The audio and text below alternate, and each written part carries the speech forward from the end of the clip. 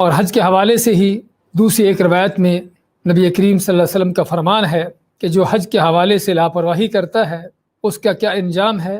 آپ ماتے ہیں تعجلوا الی الحج فإن أحدكم لا يدري ما يعرض له،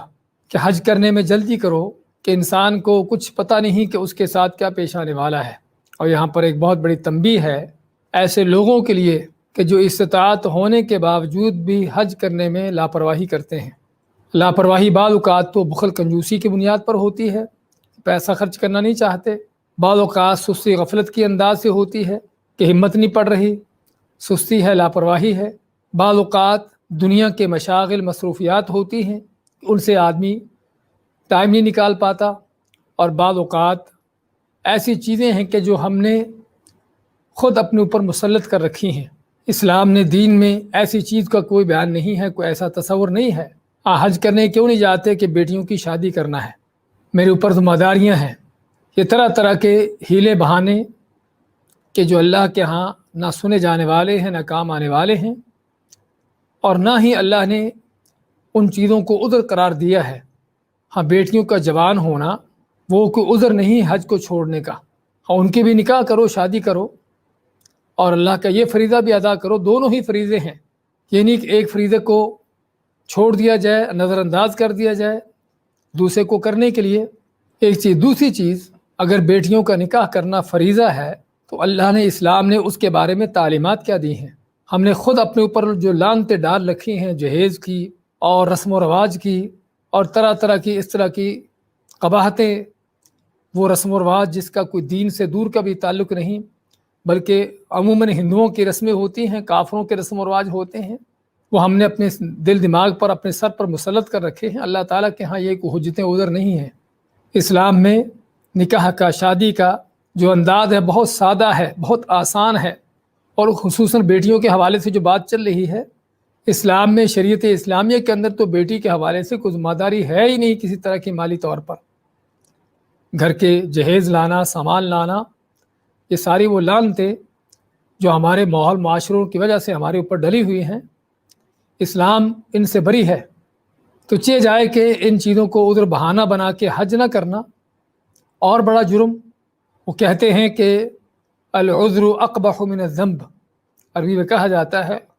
کہ بعض اوقات کوئی آدمی گناہ کرتا ہے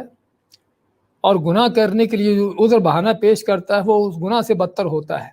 تو یہاں پر بھی بعض جو بیٹیوں کی نکاح شادیوں کا بہانہ بنا کر حج نہیں کرتے، حقیقت میں ان کا یہ عذر جو ہے وہ ان کے گناہ سے بدتر ہے۔ تو اسلام نے کسی طرح کی مالی ذمہ داری بیٹیوں کے حوالے سے نہیں ڈالی۔ یہ جہیز وغیرہ کی لعنتیں یہ صرف ہمارے ماحول معاشروں کی مسلط کردہ ہیں، اسلام ان سے بری ہے۔ اور اگر آدمی ان سے بالاتر ہو کر اللہ تعالیٰ کے حکموں کے مطابق نکاح کے اس طرح کے معاملات کرتا ہے تو اس میں اللہ تعالیٰ کے فضل سے معاملات آسان ہیں، کوئی مشکلات نہیں ہیں۔ تو علی کل حال ہم بات کر رہے تھے کہ ہم دیکھتے ہیں لوگوں کو کہ طرح طرح کے ان کے عذر بہانے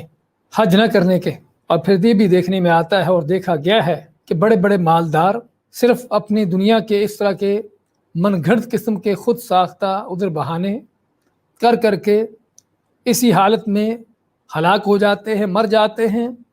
اور اللہ کے ہاں مجرم بن کے کھڑے ہوتے ہیں۔ حضرت علی رضی اللہ تعالیٰ عنہ، عمر فاروق، ان کے بارے میں آتا ہے کہ حج کے بارے میں لاپرواہی کرنے والوں کا کیا جرم ہے۔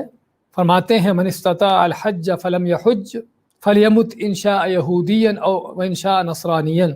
کہ جو آدمی استطاعت، طاقت ہونے کے باوجود بھی حج نہیں کرتا، فرماتے ہیں کہ وہ چاہے تو یہودی ہو کر مرے، چاہے تو نصرانی ہو کر مرے، یعنی اس کو، اللہ تعالیٰ کو اس کے دین کی کوئی پرواہ نہیں ہے کہ وہ کس حالت میں مر رہا ہے، کیونکہ اللہ کا فریضہ چھوڑ کر مر رہا ہے۔ اگرچہ اکثر علماء کا یہی قول ہے، ان کا یہی کہنا ہے کہ صرف حج کے چھوڑنے سے آدمی کافر نہیں ہو جاتا، لیکن جس طرح کہ حضرت عمر فاروق، حضرت علی کا ان کا یہ فرمان ہے، یہ قول بھی بعض علماء کا ہے کہ لاپرواہی، بخل، کنجوسی اور دنیا کے عذر بہانوں کو وجہ بنا کر استطاعت ہونے کے، طاقت ہونے کے باوجود حج نہ کرنے والا ان کے نزدیک یہودی نصرانی ہے۔ عمر فاروق کے بارے میں مزید آتا ہے، کہتے ہیں کہ میرا دل چاہتا ہے کہ حج کے موقع پر بستیوں، شہروں میں لوگوں کو بھیجوں اور جا کر دیکھیں کہ جن لوگوں کے پاس مالی استطاعت، طاقت ہے، پھر بھی وہ حج نہیں کرتے، ان پر جزیہ عائد کریں، ان پر وہ ٹیکس وہ جزیہ جو کسی کافر سے لیا جاتا ہے وہ عائد کریں، کیونکہ وہ مسلمان نہیں ہے۔ اور صحابہ اکرام سے اس طرح کے اقوال ملنا حقیقت میں اس موضوع کے بڑے خطرناک ہونے کی دلیل ہے کہ جس میں ہمارے بہت سے لوگ لاپرواہی کا شکار ہیں، طرح طرح کی اپنے اوپر ایسے چیزیں مسلط کر رکھی ہیں، زندگی کا معیار اور سٹیٹس اتنا اونچا کر رکھا ہے کہ جس کے ساتھ آدمی حج کے لیے اخراجات مہیا کرنا اس کو مشکل لگتے ہیں۔ حالانکہ اگر زندگی آسان ہو، سادگی سے ہو اور معاملات اللہ کے دیے ہوئے پر قناعت کرنے سے ہوں تو اللہ کے فضل سے حج ایک نہیں بلکہ انسان چاہے تو ہر سال بھی حج کر سکے۔ لیکن یہ صرف اور صرف جس طرح بتایا ہے کہ ہمارے طرح طرح کے رسم و رواج، طرح طرح کی زندگی کے وہ معیار، وہ سٹیٹس، وہ چیزیں کہ جو ہم نے بڑھا چڑھا رکھی ہیں کہ جس وجہ سے ہمارا اور تو اور حج کرنا تو دور کی بات، زندگی بھر کے روز مرہ کے ہم جو سمجھتے ہیں کہ ہماری بنیادی ضروریات وہ پوری نہیں ہوتی۔ تو علی کل حال حج کے حوالے سے لاپرواہی کرنا بہت بڑا گناہ ہے۔ اگر کفر نہیں بھی ہے تب بھی بہت بڑا جرم ہے، اور اللہ تعالیٰ کے ہاں آدمی اس حالت میں اس کا جا کر ملنا معمولی بات نہیں۔ اور اسی لیے اللہ تعالیٰ نے جب حج کا بیان حکم دیا تو کیا فرمایا؟ وَمَنْ كَفَرَ فَإِنَّ اللَّهَ غَنِيٌّ عَنِ الْعَالَمِينَ، کہ جو انکار کرتا ہے تو اللہ تعالیٰ جہانوں سے بے پرواہ ہے۔ ہاں، اگر تو حج کا ویسے ہی کوئی انکار کرتا ہے کہ حج ہے ہی نہیں، اس کی ضرورت ہی نہیں ہے، تو وہ تو کھلا کافر ہے، اس کے کفر میں کوئی شک نہیں۔ لیکن کافر کے اندر یہاں پر یا تو کفر، وہ کفر جو کہ کھلے طور پر انکار کا کفر ہے، یا کفر وہ بھی ہو سکتا ہے کہ جو عملی کفر ہے کہ انسان کسی چیز کو صحیح سمجھنے کے باوجود پھر بھی اس سے روگردانی کرتا ہے، کسی چیز کا اس کے فرض ہونے کا اعتراف کرنے کے باوجود بھی پھر بھی اس سے لاپرواہی کرتا ہے، اس سے روگردانی کرتا ہے، تو یہ بھی کفر کا ایک انداز ہے۔ تو اللہ تعالیٰ نے ایسے لوگوں سے بے پرواہی کا جو اعلان کیا ہے اور کفر کا جو لفظ استعمال کیا ہے یہ بھی خطرناک لفظ ہے۔ اس لیے